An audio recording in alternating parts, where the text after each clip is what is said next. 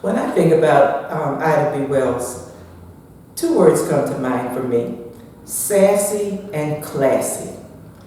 For me, that was Ida B. Wells. Sassy because she was courageous. She was a woman who lived at a time when black people were lynched. She spent her whole life, much of her legacy comes from the way she fought against lynching. She was sassy and classy because when you think of Rosa Parks and what she did on a bus, Ida B. Wells did the same thing 20, 30 years before Rosa Parks on a train. She was on a train. She bought a first class ticket on the train, and she went back to where first class passengers were supposed to be. But the conductor or some railroad official came and tried to make her give up her seat for no other reason that in the first place he didn't feel that a black woman should be in a first class car on a train. But Ida B. Wells refused to. He wanted her to go where what was called the Jim Crow car, the car where black people were supposed to sit. The Jim Crow car, unlike the bus where the worst seats were in the back, for the train, the worst seats were in the front. That's where black people had to sit. And they were worse because they were near the engine. And the engine, that's where you get all of the dirt and the smoke and the soot and all of the things that give you asthma and make you choke and cough. And that's where black people had to sit. That's where they were trying to make Ida B. Wells sit. But she had sassy, classy Ida B. Wells had a first class ticket, and she refused to move. She was put off the train. She sued the train company. It went all the way to the Supreme Court. She lost at the Supreme Court, but that didn't stop sassy, classy Ida B. Wells from fighting. And as I said before, she fought against lynching. She had seen two of her friends lynched, and she, from her newspaper, she would write the names, print the names of people who had committed lynching crimes. They became enraged. They burned down her newspaper. They threatened her life, and she had to flee her home and move to New York. But sassy, classy Ida B. Wells, as soon as she got settled in New York, she started her paper again, fighting for her whole life against lynching and injustice and violence and discrimination and racism against her people. Madam C.J. Walker was born Sarah Breedlove. She took the name Madam. Madam is sometimes spelled with an E, but she spelled it without the E because she found that was more sophisticated.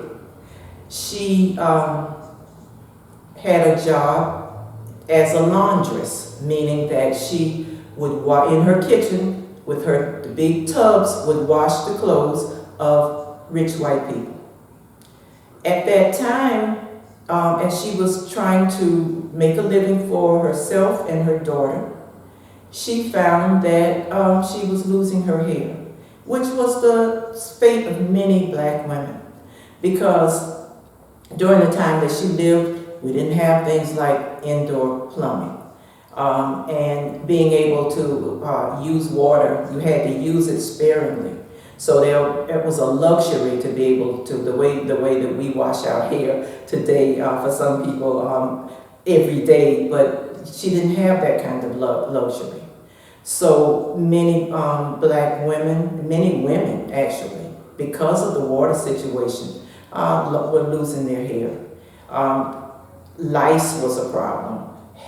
Any number of the environment and all of those things that in the air around us that create problems, dust and so forth.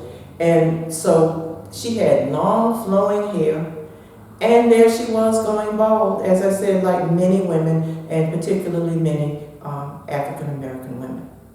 So she started doing what many people recommend that we do today, going natural, but not so much with a bush and so forth, but looking for natural products, looking for things like olive oil and aloe vera and any number of the products that we use today that's in our shampoo. And she found that eventually that those products were working. Women began to notice and asked her if she could help them save their hair. And so she started putting together those products, those natural ingredients, and people were willing to pay for them. As a result, Madam C. Walker is listed and described in the history books as the first self-made millionaire. What that means is that some women were, and particularly white women, were millionaires because they had inherited money from a husband or a father or for their family.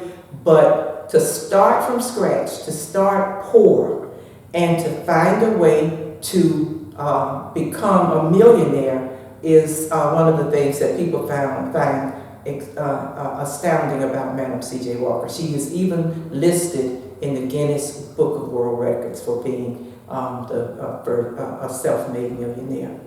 Madam C.J. Walker was an activist, meaning that she fought against prejudice. She donated as a philanthropist or someone who used their money. She donated to the NAACP and the Urban League and all of organizations that were seeking to make a better life for her people. Madam C.J. Walker was someone who spent her life trying to do good and while doing so, to use her money as a way of making life better for other people. Myrlie Evers Williams, unlike some of the other people that we have in the museum, is still alive. We have President Barack Obama in the museum, and as you know, he's very much alive. And so you don't have to be dead to be a figure in the museum. But Myrlie Evers Williams has been in the struggle for a long, long time. Myrlie Evers Williams was married to a man named Medgar Evers that you're also going to be learning about. Medgar Evers was sent to Mississippi to fight against voter suppression, meaning the effort to take away the vote from black people. They were, even though black men were given the right to vote with the 15th Amendment to the Constitution right after slavery, there were any number of efforts, they threatening them with violence, lynching them when they went to the polls to vote, even though they had the right to vote.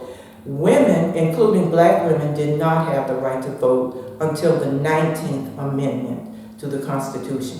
That was in 1920, when black women got the right to vote.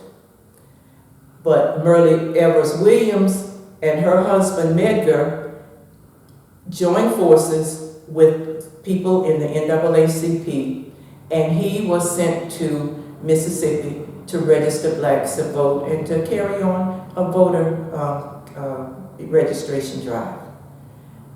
That didn't sit well with the Ku Klux Klan and other white men who did not want to see black people get the right to vote, black people fight against and not have to be under the thumb of discrimination and racism.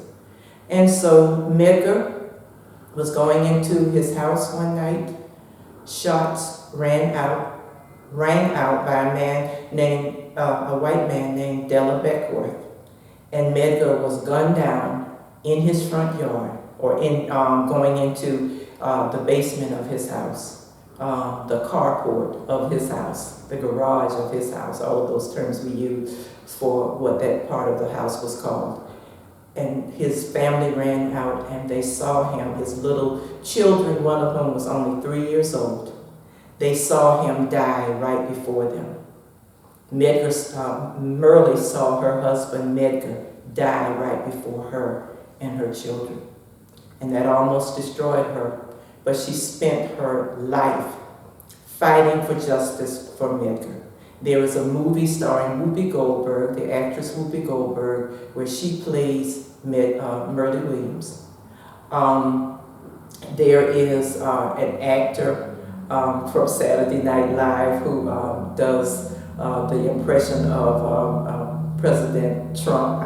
Alex Baldwin, who was the prosecutor in that effort to get justice for Myrlie. They fought. His family was threatened.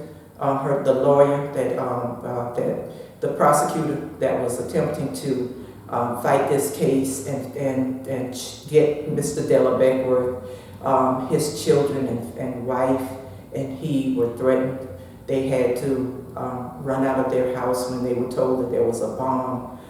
Turned out not to be true, but those people who fought for justice, often their lives are on the line. That was the way it was for Myrlie.